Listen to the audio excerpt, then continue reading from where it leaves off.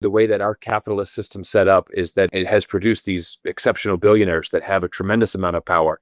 I mean, if you look at what we call the Magnificent Seven stocks, this is your Amazon, Nvidia, Google, Facebook, Tesla, your Microsoft, your biggest 7 companies, that makes up around 40% of the stock market. So you think about the entire U.S. stock market is made up of, about 40% is around these 7 stocks. And as you look at these CEOs, every one of them is hundreds of billions of dollars of net worth. And interesting enough, most of them were on stage with President Trump, during the inauguration. Unfortunately, especially in the United States, in our political system, it is a pay-for-play system. You have to have a tremendous amount of money to be successful in American politics. Do I see this being addressed? No, unfortunately, I see the gap only getting bigger. This is Pascal from Neutrality Studies, and today I'm talking to Cyrus Janssen, an international business consultant, entrepreneur, and fellow YouTube analyst with a very large channel, nearing 1 million subscribers. With over 10 years of experience doing business in China, Cyrus often posts short-form analysis as well as longer interviews, often focusing on China and BRICS developments.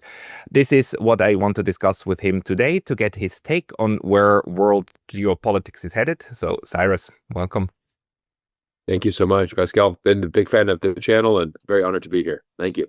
Thank you very much for taking the time. I mean, you have this special position that you spend a lot of time in China and you experienced firsthand China over the last 15 years or so. I think I saw that you first went there in 2007. And correct. And you took a contrarian view early on, also on what was happening in Hong Kong during the protests in 2019, and maybe just give us a little bit of more of your background of how it comes that you see China today in a more positive light than it is often portrayed in the West. Yeah, no problem. So like you said, I first went to China in 2007 and I started my career there. So this was just right after university. I graduated university 2 weeks later, bought a one-way ticket to Shanghai, and that's where I started my career. And 2007 was a very pivotal time for China. This was really when China was starting to open up and really become this superpower that we now see today. For 2007, the GDP grew 14.4%. So I mean, the economy was roaring. Of course, Beijing hosted the Olympics in 2008. In Shanghai, we had the 2010 World Expo. So there was a really golden period of time that you really saw the Chinese economy growing very fast. And of course, this was during the economic recession in the West, right? 2008 great financial crisis started by the mortgage crisis in the USA. And so you started to see this very big shift, where there was a lot of companies coming to China. For example, I was working with the American Chamber of Commerce. We had, hundreds and hundreds of American companies coming to China doing big business deals. I mean, it was at that time, it was an amazing time to be in China, especially as an American, because it was a really golden opportunity, to make a lot of money, to basically do a lot of business and to foster this great relationship of the United States and China working together. Of course, I think, what's very sad about this is that as time continued to go on, China started to get bigger and bigger, and there was started to see a noticeable shift in this relationship between the United States and China. And I think, unfortunately, the United States became a little bit too intimidated by China, by the rise of China. If you go back to the early days, with, George Bush, and then also Barack Obama, the message was very much, we don't fear a rising China, because if your economy is doing well, you can buy more American products, right? We can make money selling products to you. There's no problem. And then that attitude shifted to, well, we don't want you to grow too much because you're growing a little bit too fast now, and we want you to make sure that you're a distant second place from the United States, who should always be the world hegemony, and we should always be number one. So there's very much this American protectionist mindset, very much this American exceptionalism that, we should be the best and that we are the best. And so this really started to change a lot of things. And of course, China has evolved a lot. And so, I mean, we've seen, how China has changed. And I think, unfortunately, our media in the West has really portrayed China in a certain light that is often very different from what people actually experience. And so, of course, the COVID 2020 was a very difficult time for the entire world. This is really, I would say, the height of that, where a lot of people, began to look at China, this is China's fault, that we had COVID, and, and then of course China closed their borders for the better part of 4 years, so it was a very difficult time for Westerners to start to get an understanding of China. And that was not a good time for China as well, because if you look back at China's history, when China was closed off to the world, that's when it was actually its poorest. It needs, I think a healthy economy needs to have trade. It needs to have communication. It needs to have international visitors. So now we fast forward to 2025. And I think that we're seeing a revival of this. International tourism is growing very fast to China.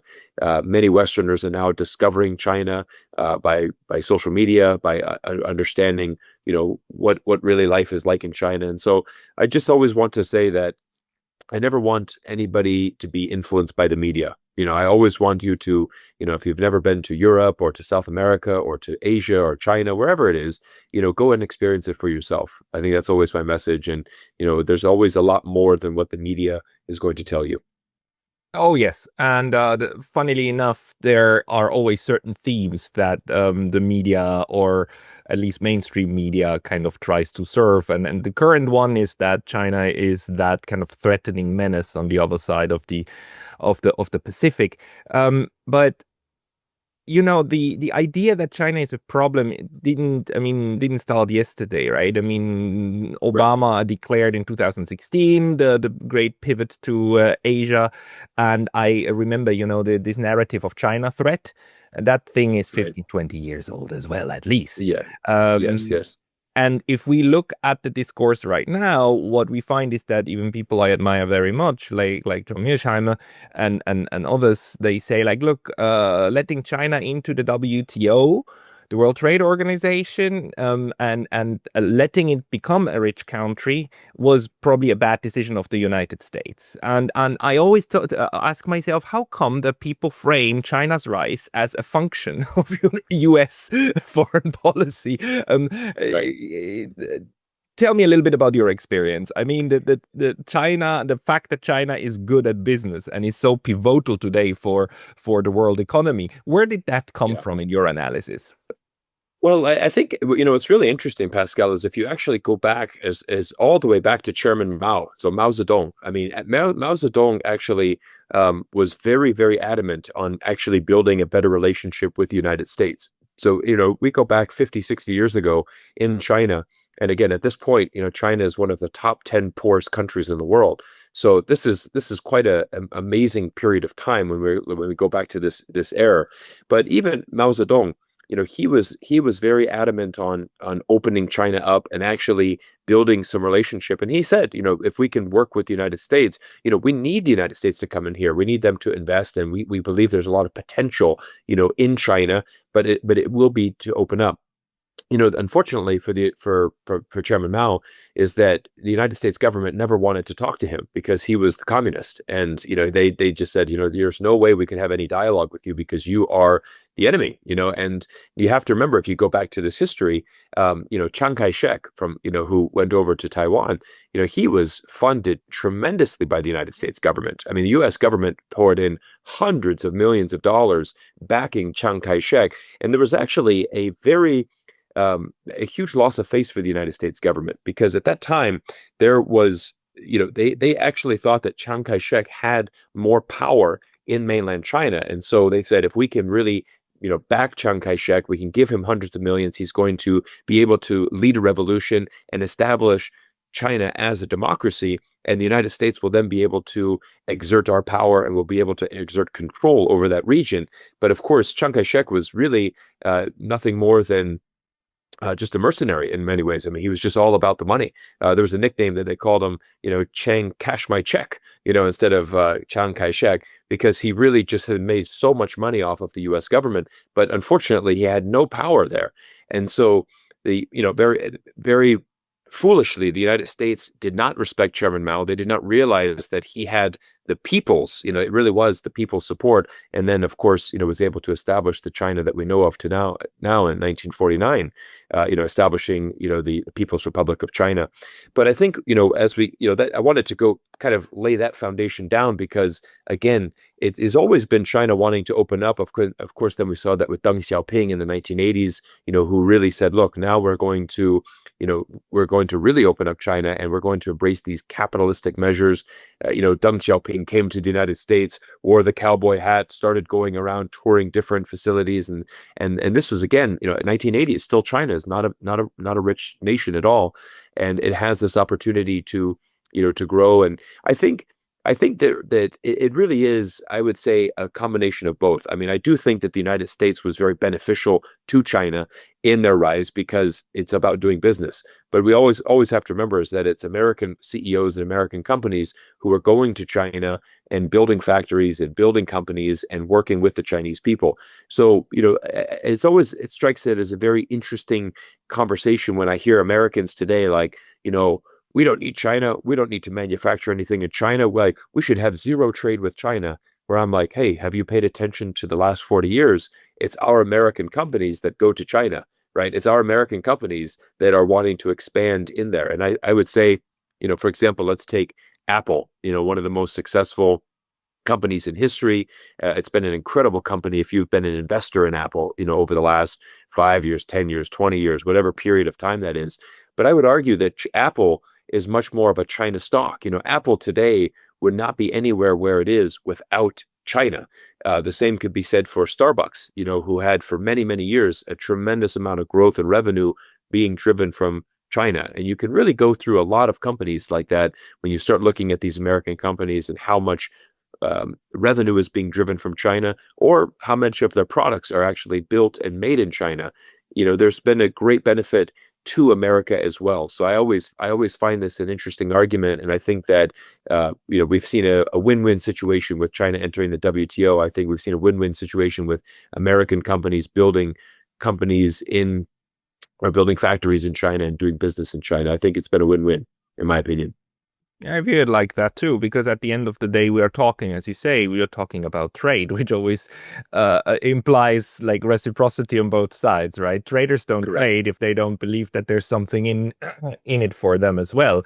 Correct. The question is a bit like when there have always been accusations leveled against China, right? First that they steal intellectual property rights, then that they underpay their workers, and therefore it's not a level playing field. All while, of course, in the United States still was, and in certain measures still is, the largest economy in the world. And this narrative that the United States is suffering from unfair trade, and we get that, of course, on steroids at the moment, right, by Donald Trump, who, right, while still the U.S. is on nominally the largest economy in the world, not per capita, not on PPP, but nominally. And how is it that this narrative that the U.S. is suffering because others are trading unfairly is so popular inside the US?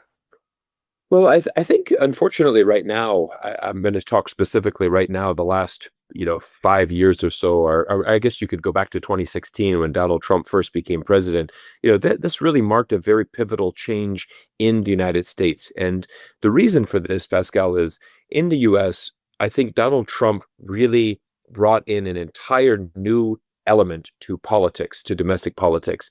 Donald Trump is the first president to be elected that has no political experience. We all know this about Donald Trump. We know that he speaks off the cuff. He had no filter. He speaks like an average man, just a very, very passionate man. He's very passionate about America, but he has no filter. And I think with Donald Trump, there's so many things that he will say that doesn't fact check, it doesn't make sense, but it's really kind of what he's feeling at the moment.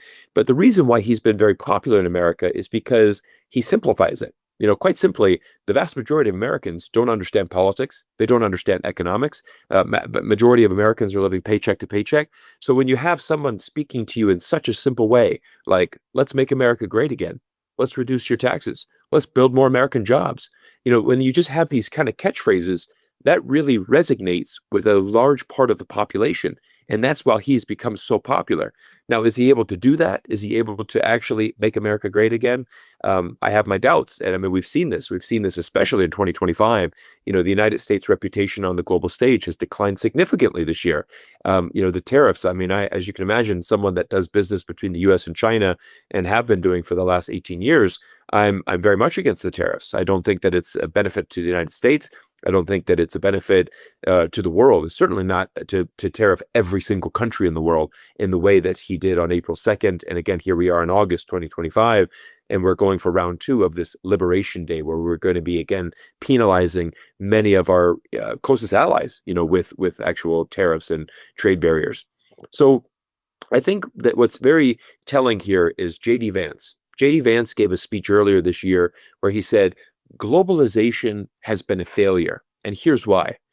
In our perfect world, we wanted to have these smaller, underdeveloped countries. Basically, they needed to, we wanted to basically keep them poor.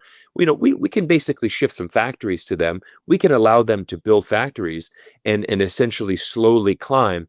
But there needs to be a gap, right? The United States should be at the top. These developing countries should be below us. It is a very typical American arrogance, this American exceptionalism.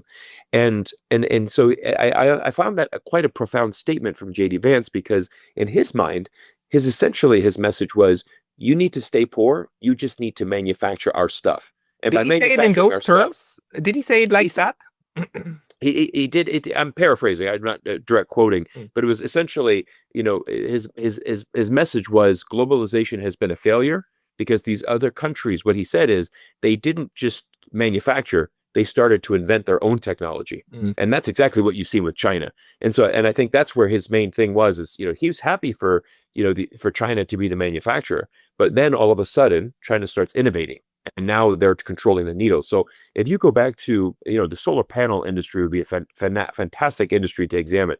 If you go back as recent as 2008, actually in Michigan, the state of Michigan in the United States, they had tremendous factories there, and they controlled about 50% of the world's solar at that time. I mean, it was actually phenomenal at that amount. Japan had maybe about 2%. I think Germany had about maybe 3%, but it was mainly the United States, and China was nowhere to be seen. But what happened is obviously China started manufacturing. They started to developing the technology, and we've seen a tremendous shift. I think Japan has now completely closed down their solar. They're not manufacturing anything. Germany would be less than 1%. USA, very, very minimum as well. But obviously, like China's 98% now. So they've been able to not only manufacture it better, but they've been able to advance that much, much better and improve the quality, and got it to a point where, now China's the leader in that. So I think that's a really clear example of, where China is able to, obviously become a manufacturer, but then transition to an innovator and start innovating. And we've seen this with many industries. We've seen that with electrical vehicles, for example. We know the future of EVs is in China. They dominate that industry, the electrical batteries, renewable energy, whether it's wind or turbine, and even, for example, microchips. China is not as advanced, obviously, Taiwan and, the United States. And, semiconductors is a very technical process, right? There's not one country in the world that can actually manufacture their own semiconductors. There's a collaborative effort needed. I'm sure you and our guests are aware, like ASML, the Dutch company, they're the only company in the world that produces that high-end lithography machine. So, whether you are, in Taiwan or you're in Japan or Korea or the United States, you need to have that ASML machine from the Netherlands. So I thought Japan also has one. Doesn't Japan also produce lithography machines? I don't know if it's at the same level. I think ASML is the highest one at that one particular machine. But I think I know that there's not one country that can do it by themselves. I know that it's usually a collaborative effort at some level. And so I think what you're looking at is, but you're looking at China. China is advancing very fast, and I think there's a fascinating thing where we saw an actual pivot from the Donald Trump administration just a couple weeks ago, where, for example, for a long time, he wanted to ban NVIDIA from selling their advanced microchips to China. And then they basically pivoted and said, well, we realized that by banning them, we're basically incentivizing them to innovate. So we are now going to allow NVIDIA to begin selling again the H20 chips to China, because we don't want to, give that entire market over to China. That market is a $15 billion industry. So, that's for NVIDIA, which is America's largest company, actually the largest company in the world now, $4 trillion market cap.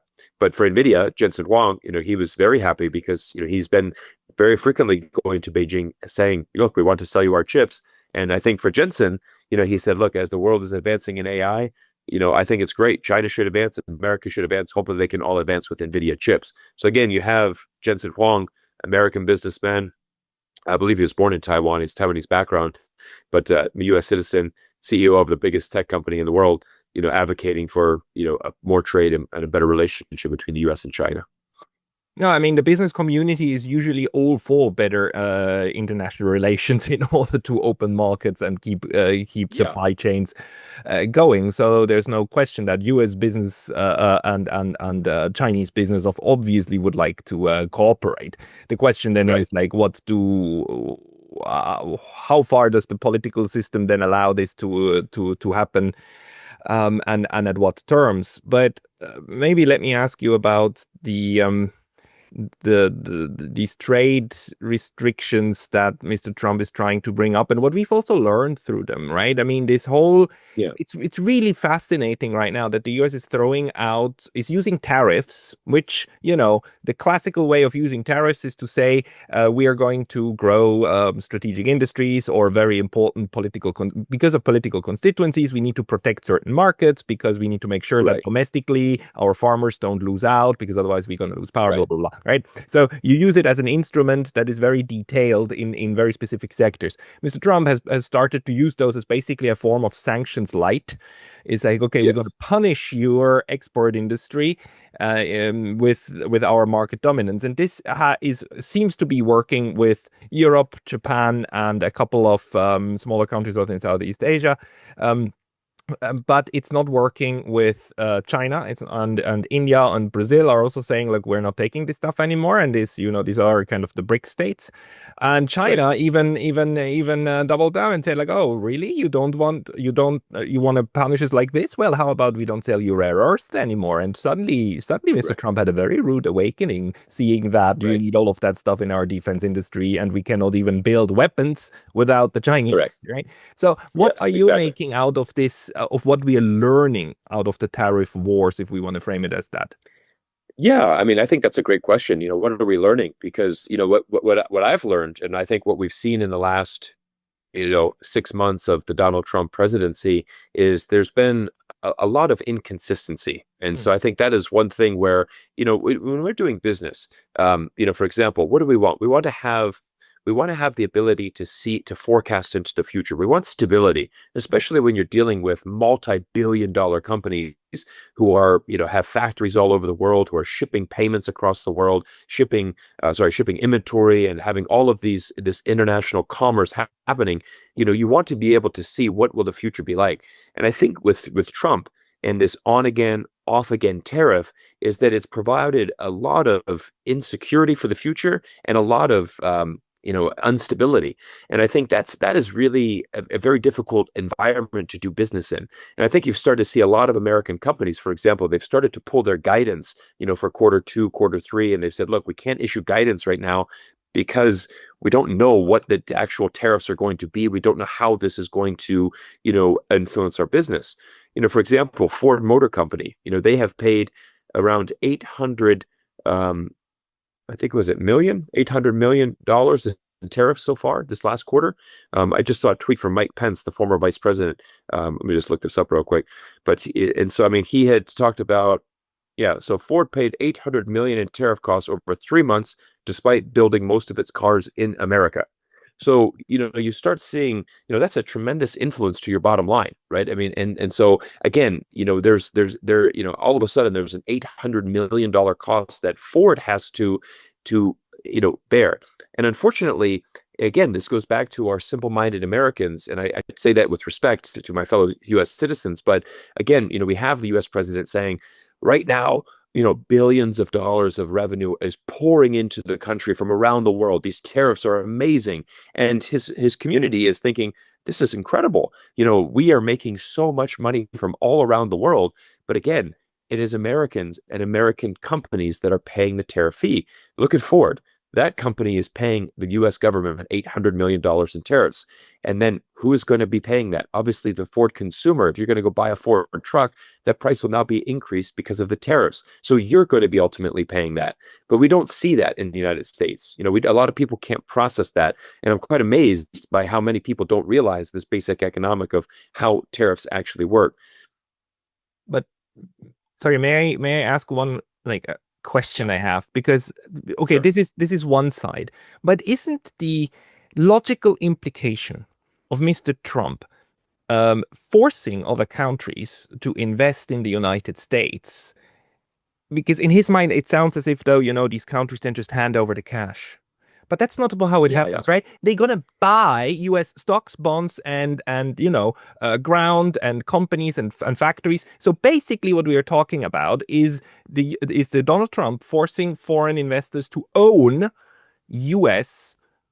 things, company stocks, and so on. And isn't that downstream necessarily going to lead to the situation where the US is going to say, like, hey, why are so many of why so much of our industry suddenly being owned by the Japanese and the Germans and Europeans and even the Brazilians, if they ever go along? Isn't this strategically handing over assets to foreigners? Well, that's a good question, Pascal. I want to say two things, because you reminded me of something earlier when you talked about tariffs. Tariffs used in specific ways, I think, can actually be good. And like you said in the beginning, you just mentioned, if they're used very strategically and targeting a certain industry. What we've never seen, for example, is we've never seen a president or a country blanket tariff entire countries and every single industry, right? So that's the difference. Trump's tariffs are very they're very manipulative, and they're very they're actually kind of a very, what is the term I'm looking for? It's like it's a malice attack on a country. They were basically, it's a form of sanction. It's kind of, it really is. It really is a form of sanction, and it's a very malice attack against the country. Again, you go back to April 2nd, Liberation Day, every single country in the world was tariffed. I mean, you look at Cambodia. Okay, now you have a 90% tariff, on anything coming from Cambodia. Now, let's give the guests an example.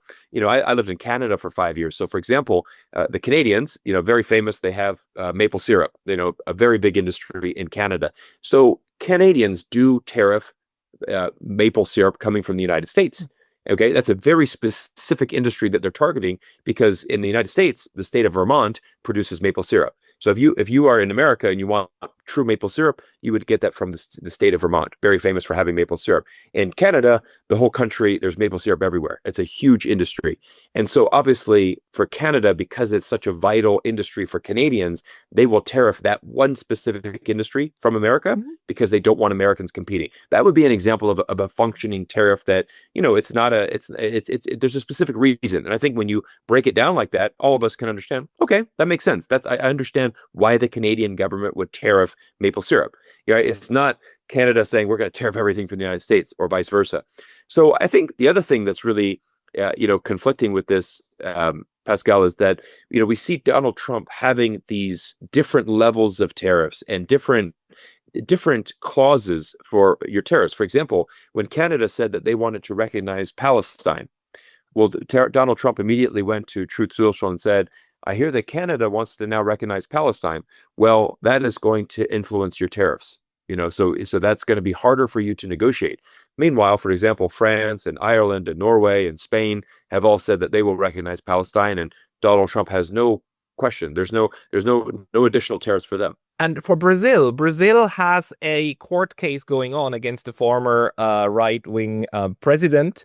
And Donald Trump dislikes that because he somehow identifies with that, having gone himself through court cases and so on. So he said, I'm gonna 50% tariff you if this court case continues. As in, oh wow, yes, and it's like that's a very clear example of interfering into a sovereign nation's domestic affairs, right? I mean, you cannot tariff a country because you don't like the fact that they're having a former president on trial, and the thing is that former politician is very close Trump ally. So I mean, they were at the White House. He's a huge Trump fan. So you can see why Trump would be very much allegiant to that. Trump wants loyalty, and so he will reward anybody that remains loyal to him. But the moment that you are not loyal to him or question him, you're done.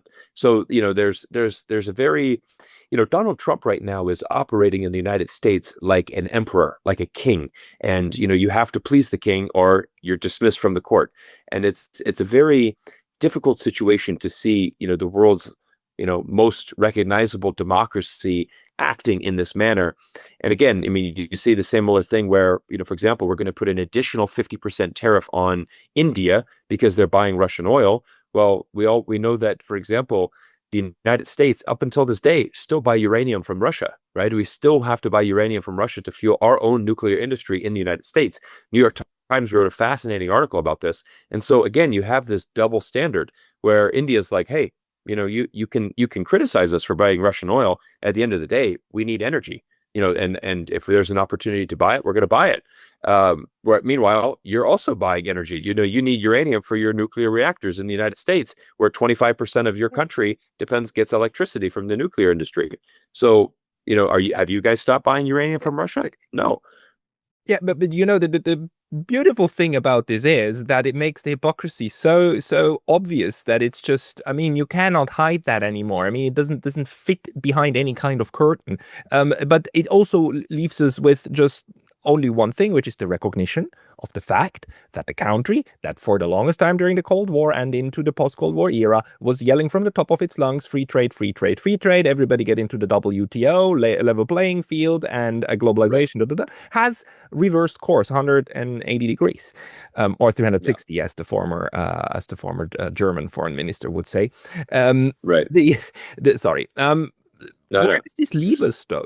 Because now we have Emperor Trump, and the funny thing is with U.S. foreign policy, like even if the Democrats oppose this, we know that successive presidents then tend not to take back certain of these elements that they in foreign policy that they criticized before.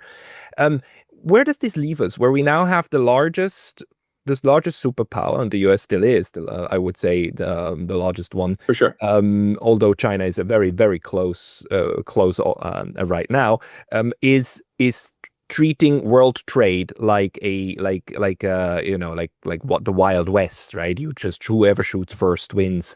Right. What does that do to the rest? Let's say China. What's the approach of the Chinese, also together with BRICS, in order to somehow deal with this fact that we've got? Well, I think what you're going to see, Pascal, is you're going to see more countries pivoting towards China and actually, just doing more business deals. So I think, BRICS continues to gain momentum every single month, every single year. It gets bigger. There's more interest from the community. And, I typically do a lot of videos about BRICS because I find it a very fascinating topic. And what I always notice is that whenever I make a video about BRICS, I read through the comments, and it's incredible how many people from around the world are thirsty for this. They're hungry for this. They want to see BRICS succeed. And I get comments from Brazil, from African countries, from the Middle East, from Southeast Asia, from all over the world, where people are really wanting this BRICS to succeed and to try to do something different, to really break away from the United States and this stranglehold of power. And so I think what you've seen is, very interesting. For example, Modi, from India, he is now going to be scheduling his first state visit with Xi Jinping, in 7 years. And so that's a direct result of these additional tariffs from Trump. And so you see Trump is really driving India closer to China. And this is an interesting one because for many years in the United States, we've always viewed India as a tool that we could basically use to try to contain China, or try to we want to have India on our side.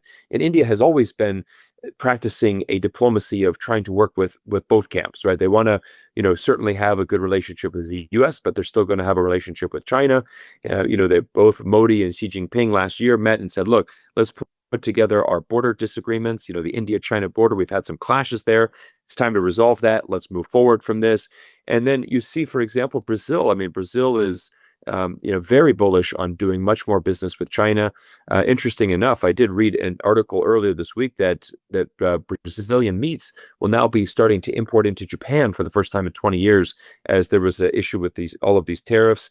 And so you see, I saw another article this week where I think it was 153 Brazilian coffee exporters, because they have been tariffed, and and basically their market in the United States is drying up, well then they've actually all pivoted over to China. So China welcomes in with open arms, and China is the fastest growing, coffee nation in the world right now. So there's plenty of market for these, Brazilian roasters to to produce their beans and send them elsewhere. So I think what you're really seeing here is that, especially from China, I was just on the ground for 6 weeks in China, traveling. I traveled to 7 different cities, passing along the way, checking in with different businesses, with clients, and, basically trying to get a feel for what China is in 2025. What I really feel, Pascal, is that the Chinese in this manufacturing sector, they're definitely concerned with tariffs. It's definitely been a hit, but it's not like it's going to end their business. For example, the Chinese are very, very savvy. They know that around 16% of their exports go to the United States. Now, 16% is a significant amount, but it's not an amount that's going to bankrupt your business. That being said, the largest trading partner is ASEAN. So it's this association of Southeast Asian nations. And so that is actually China's largest trading group. So you look at, let's increase our trade to Vietnam, Cambodia, Thailand, Malaysia, these countries that are also really growing. Let's build a better relationship with India. We want to have a much better relationship in South America. Well, Brazil's our economy there. So you're starting to see a lot more trade and a lot more deals flow. And again, I think that with Donald Trump, as he continues down this road, he will only drive more business to China, and China to just say, look, we're just going to continue to diversify by doing more trade with many other countries around the world. Yeah, that is most likely. On the other hand, I would also say it's unlikely that China will completely give up trying to operate on the US market and vice versa. From my own research of the Second World War, I can tell you that the neutral countries never wanted to give up operating even on the most distant markets. The Swiss always had an interest to be on the Japanese market, not because it was large, it was small. It was like between 1% and 2%. But the companies that were operating in it, they made good profits, and they kept lobbying for maintaining that relationship. So we will. How do you think that companies that are heavily exposed to the U.S. market, Chinese companies that are heavily exposed, what's your take of how they will try to navigate this? Because there are different strategies, and let me just give you one. In the 1980s, the U.S. put a lot of pressure on Japan, right? Because Japan was kind of where China is today, right? And you even had U.S. congressmen like trashing Japanese Sony recorders, right, on Capitol Hill. Remember that? And they forced the Japanese to do voluntary trade restrictions, right, export restrictions, and Japan voluntarily exported less cars. But what they did is instead of exporting a lot of cheap cars, they started exporting only a few but very expensive high-end cars on which the profit margins are much higher. So the end result was the Japanese Honda and Toyota, they still made more money than before, but US consumers didn't have access anymore to cheap Japanese cars. So there are ways of dealing with this. What do you foresee how Chinese businesses are going to try to navigate? Well, there's an interesting thing is that I've spoken to some clients and some business people that I know, and there's a couple things I'm going to mention. Number one is that the Chinese are very savvy. So they've already found many ways to get around this. And so, you've seen, for example, the amount of exports from China to Vietnam has exploded in the last 6 months. Now, let's be very honest here. What's happening? So a lot of exports are being sent to Vietnam and then shipped into the United States. There's also, entire companies that are set up that have basically been able to help you manage the tariffs. I've had a couple of friends here that are businessmen here in the United States, and they are very worried about this. And so this is always the thing that I find very fascinating, Pascal, is the biggest advocates of tariffs. They're usually blue collar workers that, again, they're not doing business on this international stage. They're just working their 9 to 5. They're just, your average US citizen, going to work at the office, coming home, enjoying a football game, having a beer, just your average American. They're the ones that really resonate with Trump. They're the ones that are kind of believing this story that Trump is telling them. However, when I talk to the businessmen here in the United States that have traveled around the world, that continue to travel around the world and go to Europe and go to Asia and are actually facilitating global trade, they are the ones that are very worried about tariffs. I have a friend of mine that is in the chemical industry. So he deals with a lot of high-level chemicals for many different industries. So he said, Cyrus, it's so stressful. I have a container coming over from Shanghai, and I've got my guy on the phone saying, look, we don't know what the tariff will be. As of right now, it's in the middle of the Pacific Ocean. It could be 30%, it could be 60%, it could be 20%. We have no idea until that, hits the port. And then now he's like, geez, now I got to, pay this massive tax bill to the US government. And so, but what he's been able to do, and what other, actually, there's been actually many other businesses, they've been able to find Chinese companies that, again, are able to, find a way around these tariffs, and that's there's if there's a will, there's a way. And that's where the Chinese have become very savvy again. So again, you can try to do this, but the Chinese are still going to export it. And again, it's American consumers are the ones that want it. This is the key thing, that, everybody is very patriotic and wants to buy American until it comes down to actually, getting your credit card out and making a purchase. That's the thing. Everybody says they want to buy American and don't buy that, but the proof, and this has been proven by many case studies, is that, we're only patriotic until it actually comes time to pay. And when you realize, why our American companies went to China in the first place, you realize that, it's basically, I look at Donald Trump's idea as a very patriotic idea. I give him credit for that. Look, I want to bring American jobs back. I want to have America booming. There's nothing wrong with building more jobs for America and increasing the quality of life in America. Of course, that's what every president should be trying to do for their nation. But it's also very unrealistic to say, we're not going to trade with China anymore. Just bring all the factories back and build them here. It doesn't work like that. It's not how our global economy is set up in 2025. And one of the fascinating things is that trade is a little bit like water. It always finds a way to flow. And if it gets blocked, Absolutely. It just waits until it flows over, right? But 100%. The problem in the United States is one in which these blue-collar workers actually did lose purchasing power, right? They did have a decline of income, and they did have a decline of available wealth, right? And if you look at the way in which people who manufactured things in the US were able to live in the 1950s and 60s, and how they are able to live in the 2010s and 20s, you see that something went wrong internally. Right. Do you think that there's any chance that the United States will try to address this internal wealth discrepancies, where you have, like, again, the top 100 are like owning basically 30-40% of the whole US, while the bottom 50% earn squat?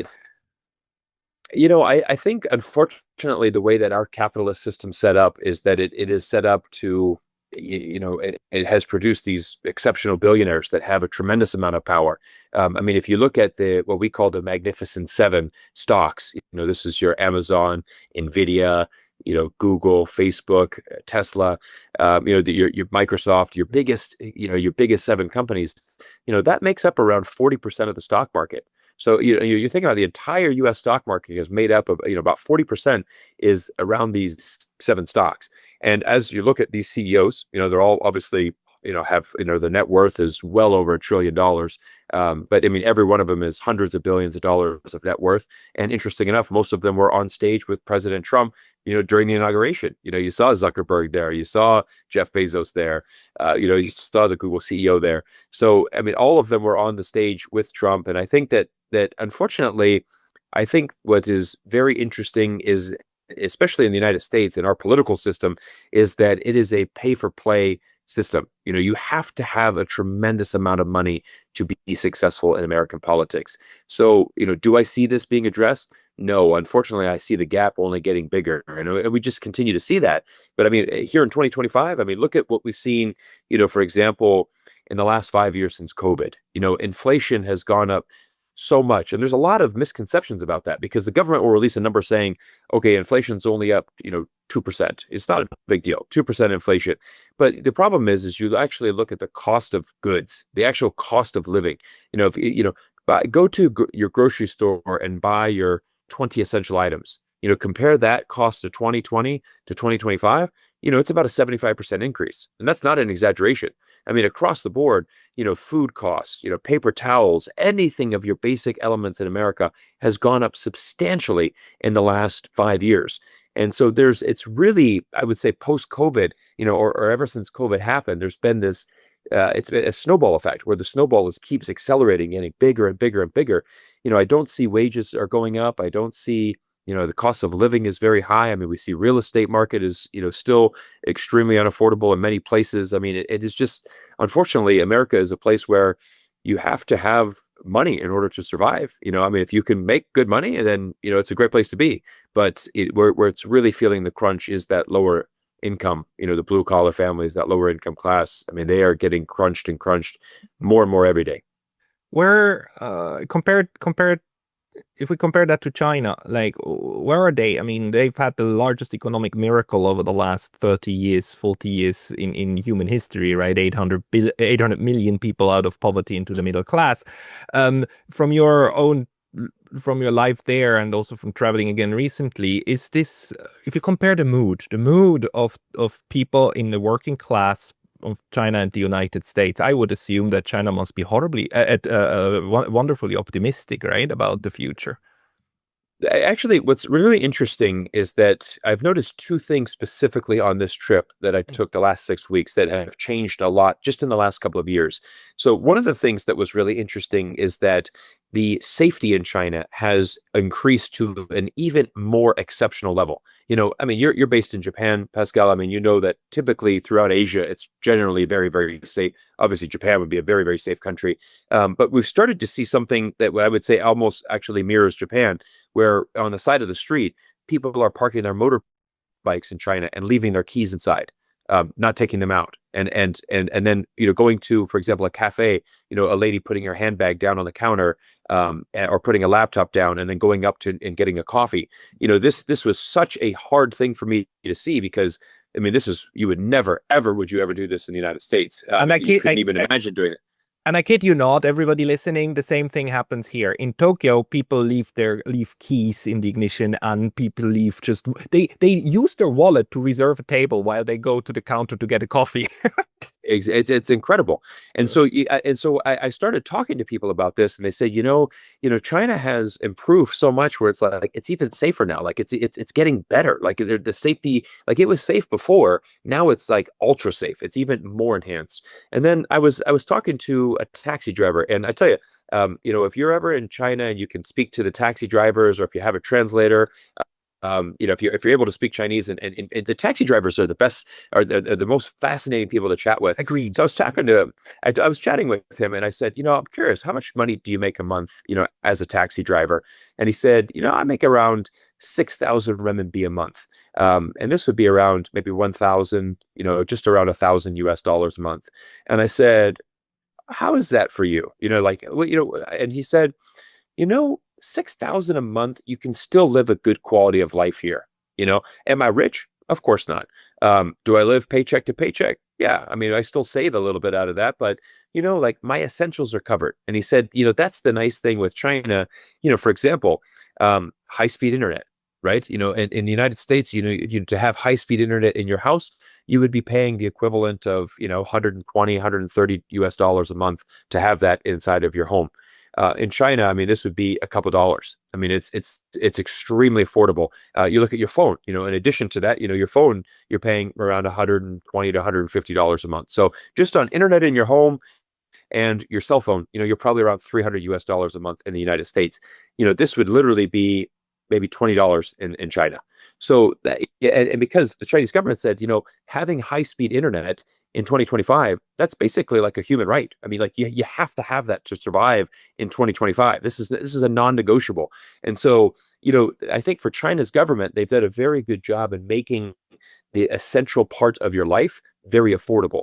And so when you look at the food costs, is extremely affordable. You look at public transportation, you look at internet, you look at these basic things, even a taxi driver making $1,000 a month, that is, that you could actually, you'd be amazed. You're probably saving $200-300 a month out of that salary, paying for his place, and then also, doing his daily life and other needs. And so I think what I would definitely say, Pascal, is that, for the lower class, you're actually much more, it's definitely better to be in China than it would be in the United States. And again, I had this discussion with a taxi driver, because he's like, yeah, but I only earn $1,000 equivalent. What do you get? What would a taxi driver make in America? I'm sure it's maybe 5 or 6 times that. I said, it would be 5 or 6 times that, but your expenses, you couldn't believe. I mean, if you're a taxi driver in New York City, how much do you think your rent would be for that? Plus your gas, which is expensive. I mean, all of these costs. Yeah, you could make 6 times more, but your cost of living might be 20 times more, or it would be significantly more. So I think there's always a lot of perspective that you need to have. And that's why I think it's so important to travel and see that, because a lot of people in the West, they'll be criticized. They're like, you know what? The average salary in China is $1,000 a month. How can anybody live on that? Well, again, you're kind of using China salary and then applying that to life in America. Yeah, of course, that's never going to, compute. But if you actually understand what the cost of life is in China and how people are living, you're going to be able to see that actually is a good salary and that there is a lot of optimism. I mean, when I'm walking the streets in China, I went to Beijing and Shanghai, Nanjing, Guangzhou, Shenzhen, Hong Kong. There's a different mood in the air. I mean, very interesting. What I've noticed as well, Pascal, is a big rise in local brands, local Chinese brands that are really becoming very popular. I'll give you an example. Uniqlo from Japan, very, very popular. Maybe 10 years ago, I remember the flagship store opened in Shanghai, thousands of people in there trying to, everybody it's great quality, right? Uniqlo is amazing, good quality stuff, very affordable price. When I went back this time, yeah, there you go. When I went back this time, I saw a new Chinese store called Benlai, and Benlai is essentially the Chinese Uniqlo. It's exactly the same concept. It looks almost a mirror image, but it's Chinese. And so I went there, and the prices are even better, and the quality is fantastic. So I'm like, wow, I'm going to buy some shirts here, and I'm going to buy some, workout clothes, and I'm going to buy a bunch of gear from this store. And that store was packed. And so you see a shift that's happening where, when I first went to China in 2007, people would not want to buy Chinese clothes. People would not want to buy Chinese brands, right? I mean, the Adidas, Nike, obviously Apple cell phones. I mean, anything that was West was considered a luxury, and you wanted to have that. It was much more attractive to be wearing the newest Adidas, trainers, as opposed to, the Chinese equivalent. But now you have Chinese brands rising up, and you see this consumer change. And I think a lot of Chinese people, especially the youth, are very patriotic. They're very proud to be Chinese. And I think this is also what Donald Trump's tariffs have done, is that it has actually inspired the younger generation who are really embracing their roots, embracing their culture, and just saying, I'm very proud to be Chinese. Let's buy Chinese. Let's, build our economy, and let's just do it our way. And if the U.S. wants to play these games, play the games, but we're not going to bow down or be intimidated.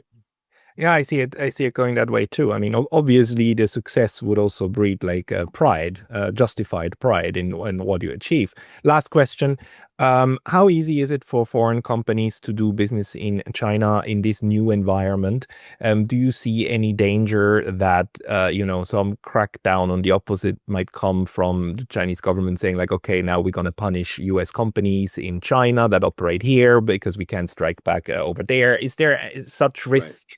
Right. I don't think so, because I think let me just say, I would say the answer to that is a firm no, because the thing is that China's economy is not in the strongest position right now. I don't want to portray that, oh wow, the economy is booming over there.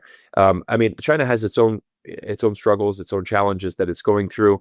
But I would say that China is very much open up to, foreign direct investment, to working with international companies. And we've seen this as well with the Chinese government opening up many more countries to be visa-free into China. And this has been a very significant development. There's 47 countries now visa-free, and that has transformed the international tourism market. International tourism to China is skyrocketing, whereas unfortunately in the United States, tourism is actually declining. And we actually see this in the city of Las Vegas, which is actually a very good barometer for the U.S. economy, because if the U.S. economy is good, people have money, and if they have money, they come to Vegas and they play.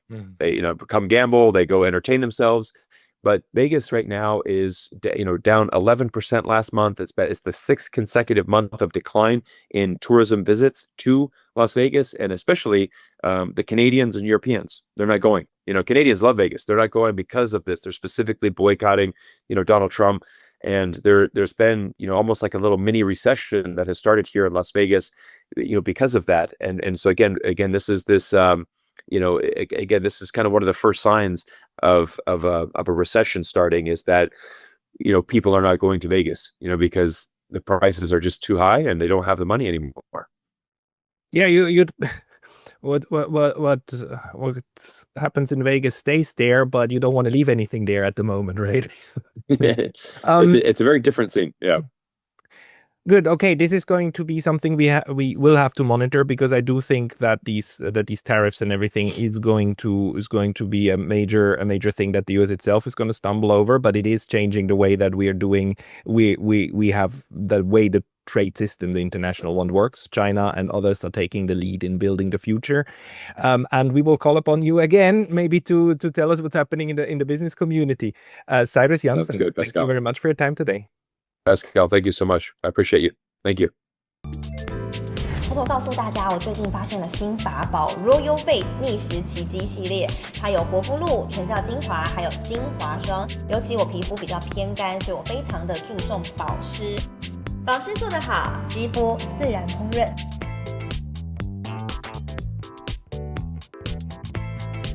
提亮肤色更年轻。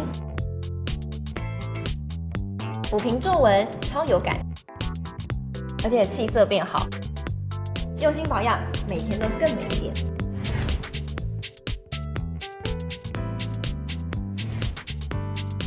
美吧。